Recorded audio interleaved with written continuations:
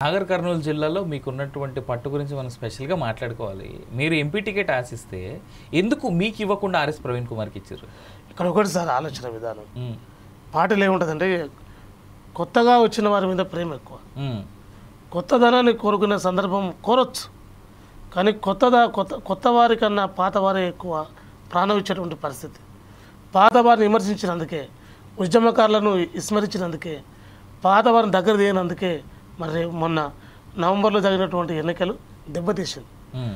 దాని తర్వాత 2024 మేలో వచ్చేటువంటి ఎలక్షన్స్ ఉన్నాయి.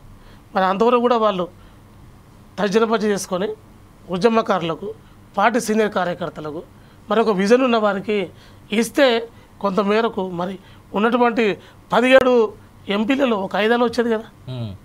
ఒక 5 అన్న వచ్చేది. ప్రతి చోట సున్నా తప్ప ఏం మిగలలేదు. సున్నా తప్ప. 17లో సున్నానే కదా. మేము చెప్పేపోయినాం. హ్మ్. ఉద్యమకాల ఉసులు తగులుతుంది, దళిత నాయకుల ఉసులు తగులుతుంది, సీనియర్ విద్యార్థి నాయకుల ఉసులు తగులుతుంది. టీఆర్ఎస్ పార్టీకి త్యాగం చేసి కరడు కట్టి ఇదే తెలంగాణ భవనంకి కట్టడ విషయంలో నీళ్లు పోసి పిల్లలకు నీళ్లు వేసి ఇటుక పిల్లలు పెట్టినటువంటి మాలాంటి ఎంతోమంది ఉద్యమకారుల ఉసులు తగులుతుందని హరీష్ రావు గారితో మరి ఎంతోమంది నాయకులతో చెప్పిన పరిస్థితి. ఏడ్చిన రోజులు ఉన్నాయి. హ్మ్. కానీ పట్టించుకోవాలి.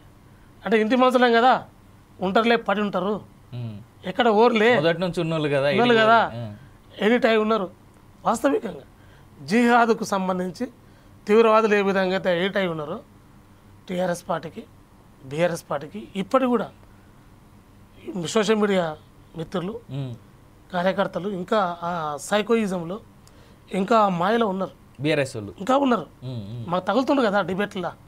మేము ఒకటే మాట చెప్తున్నాం, ఫోర్ సైడ్ టీవీ ద్వారా చెప్తున్నాం, హ్మ్. అయ్యా కళ్ళు తెరవండి, మాలాక 23 సంవత్సరాలు మోసపోకండి, మోసాన్ని గురి కాకండి.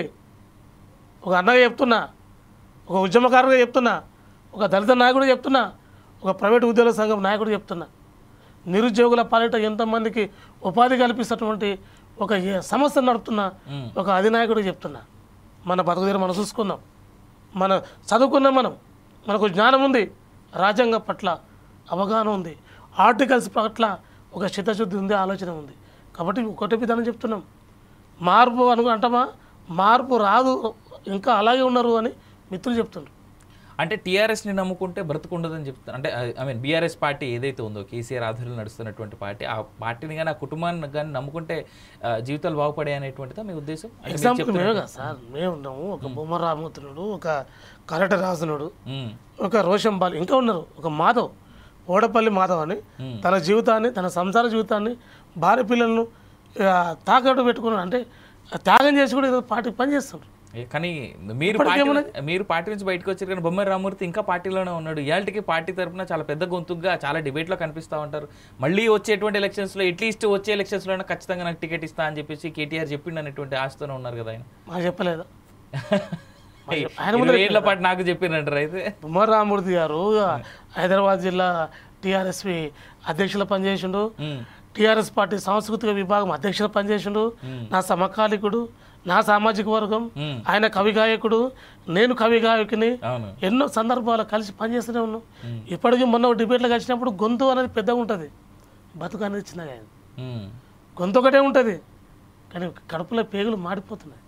అది చూడాల్సిన పరిస్థితి పార్టీ మీద ఉంది. ఇప్పటికీ ఎస్సీసీఎల్ లేదు, ఇప్పటికి బీసీసీఎల్ లేదు, ఇప్పటికి మహిళా విభాగం అధ్యక్షురాలు లేరు, ఇప్పటికి రైతు విభాగం లేదు, ఇప్పటికి సంబంధించినటువంటి ఇంకా కార్యదీక్షలు లేదు, అక్కడ కమిటీమెంట్ లేవు, కమిటీలు లేవు, ఏమున్నాయండి? అధికారం పోయిన తర్వాత ఏం కనబడుతుంది? అధికారం పోయిన తర్వాతనే కళ్ళు తెరిచి ఒక వేదిక మీకు రావాలి. అధికారం ఉన్నప్పుడు అహంకారంతో ఉండడం కామన్, అది అధికారం పోయిన తర్వాత మరి ఆలోచనతో ఉండడం అనేది కామన్. అది నాకు మాట